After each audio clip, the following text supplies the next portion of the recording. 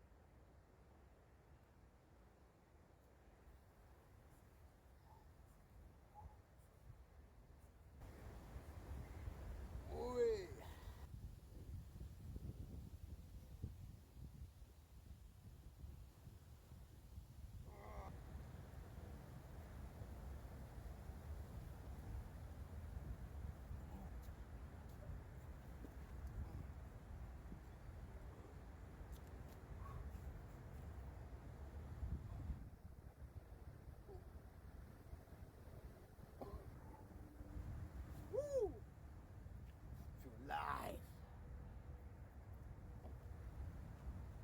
Good.